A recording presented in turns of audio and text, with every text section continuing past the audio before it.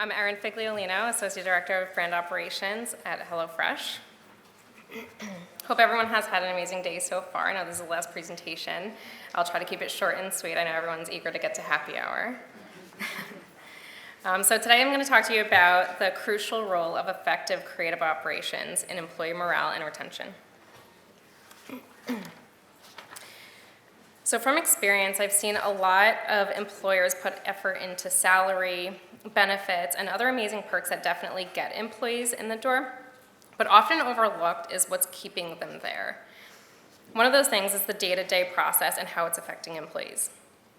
In this session, I'll talk about the relationship between the creative process and employee morale and retention, and why it's something that needs continuous improvement and attention.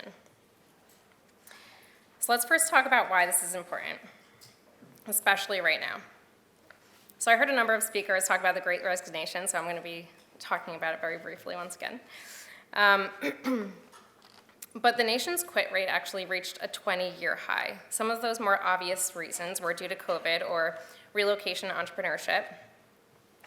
But most reasons were due to deep-rooted issues, which are all things that actually build up over time and hit its peak, like lack of organization and boundaries, feeling disrespected or not being given opportunities for advancement, not enough flexibility, or working too many hours. The list goes on. So how do we keep our best employees when they're leaving for one of these reasons? And how do we prevent these issues from reaching their peak? Let's first start with the foundation that a person's job scope should align with their strengths and that they get personal satisfaction from performing those strengths at a high level. So let's say that's true. That means in a vacuum, ideally, just executing their jobs alone should add value to the business, lead to career growth, and lead to satisfaction of their work. So I'm going to call this our big three. I'm going to reference it a few times throughout the presentation. But we all know that there are other factors. Job execution doesn't exist in a vacuum. You're integrated into different teams, into different functions whose relationships are built around processes that support a business, that support a marketplace and a customer base, and so on and so forth. Those relationships impact all of the same things as job performance. They impact business value, career path, and satisfaction. So what does this mean? It means there's a common thread and very strong relationship that begs us to look at execution, morale, and satisfaction from a more realistic perspective. That it's not just about one person doing the work. It's inevitable that they will interact, or their job will interact, with other people and parts of the business. This is where good process comes in. Now, what do I mean by good process? Good process is controlled. Good process manages expectations. Good process gives a person the time, energy, and headspace they need to shine bright. Good process leads to a more positive work environment, which boosts commitment, engagement, and performance. Good process could also include automation, which leads to higher outputs that are prepared to scale to the needs of the business and distribute its effects across the business. In other words, good process means that you're giving your employees the runway to perform at their highest level. On the other hand, bad process could either take more time, energy, or headspace from someone, especially creatives, which causes burnout. It literally robs them of the opportunity to perform at their highest level, leaving them fresh out of new ideas. This subtracts value from the business. It could slow a person's career development and makes work less satisfying. Those effects could also reverberate across the business and interconnected teams and functions, straining those relationships and interactions. I'm going to pause for a second, because I know automation is quite polarizing. And I'm sure some of you cringed when I said the A word in my last slide. But what I mean by automation is not that creatives should be replaced by robots by any means. What I mean is that everyone should have an eye for streamlining every part of the process.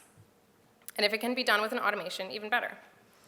For instance, a brief can be submitted and automatically builds out your ideal project plan. Or you can integrate your tools together, like your DAM and Photoshop, so there's less downloading and uploading imagery. In essence, automation means you're spending less time on repetitive or redundant tasks. Automation adds fail-safes so that you can minimize errors. Automation eliminates large volumes of work or deliverables that can really make work a drag. Automation also supports our big three: business value, career growth, and satisfaction. Automation also ultimately creates space for employees to deep think, learn, and create, all of which machines cannot do. So now let's bring it back to the point. All of this to say that good process influences the one skill that creative teams need to fuel in order to do their best work: their creativity. What this means is that we need to make a point to dive into all of the areas that interfere with this. So this is great and all, but where do I start? You start with the basic knowledge that processes don't work unless it works for the people doing the work. This means that employee involvement is a necessity in process improvement. To start your process journey, you must look internally and evaluate your current state. Frontline employees are the closest to the work and thus typically have the richest insights onto how their work can be done better. Capturing their perspectives is critical. You can capture employees' perspectives in a variety of ways, like direct conversations, surveys, or polls, and I would suggest more than one. And in these conversations, or surveys or polls, it's important to get to the root cause. What's causing these feelings? Root cause is defined as the fundamental reason for the occurrence of a problem. So in these conversations, like I said, you'll hear a lot of problems, you'll also hear a lot of feelings. So how can you translate those problems and feelings into actionable processes and make sure that they don't happen again? There are tons of ways to identify a root cause, but one effective way to do that is with the 5 whys, which means someone states an issue or a feeling, and you ask them why 5 times. And make sure you give them a heads up that you're going to be doing this exercise. But usually the last answer to the last why is likely the root cause of the issue. This exercise alone forces a person to think in a more process-oriented way and can help you solve issues moving forward because they learn how to do the exercise on their own. But also, and more importantly, it gives everyone a voice. It makes them feel heard and makes them feel like they aren't left to navigate all of these issues on their own, that they have a partner. This helps build a culture that embraces progress. It gives key players a seat at the table to input, buy-in, and feel good about the process that we're rolling out. And in turn, they will share and also train best practices with the people that they're working with. Good process is contagious. A couple outcomes of addressing your root causes are that you'll come up with solutions that are aligned on by all parties involved. From there should emerge a lot of really important things, like leadership support, upstream involvement, and thought partnership. I know a lot of creatives feel like they're just receiving the brunt of the work, that they're just being asked to execute on whatever someone else's needs are. But having them involved up front in processes allows them to be a thought partner. Share taxonomy and learnings and understanding of each other's capabilities.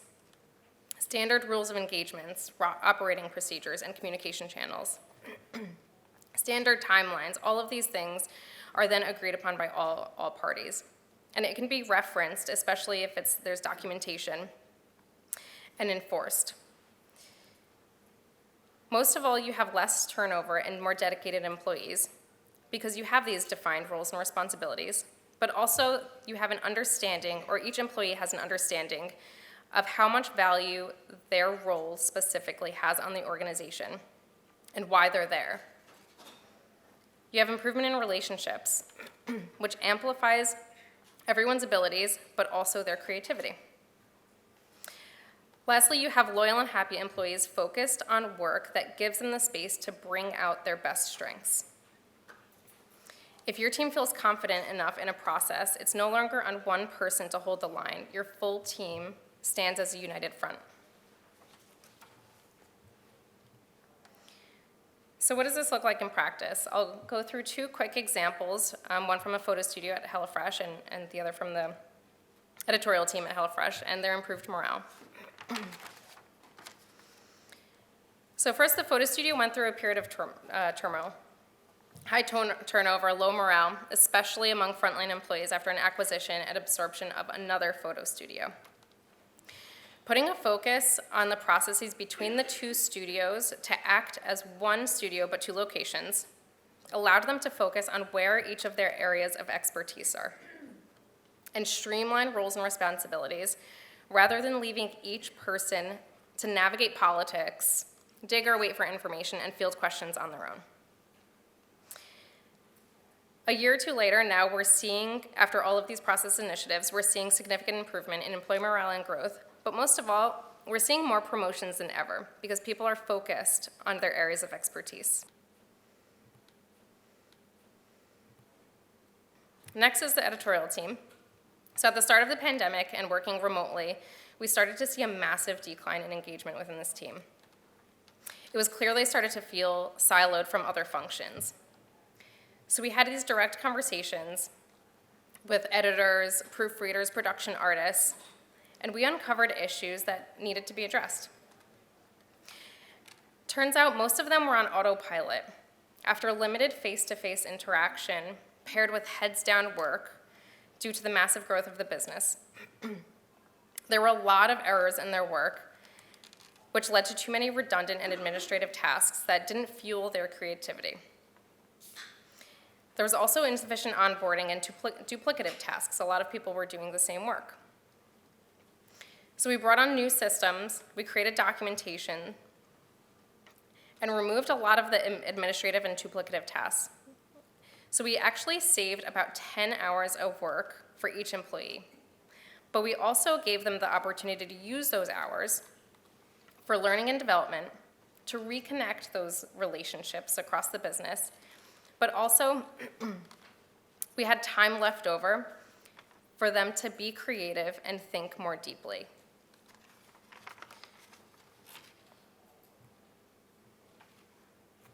And that's that.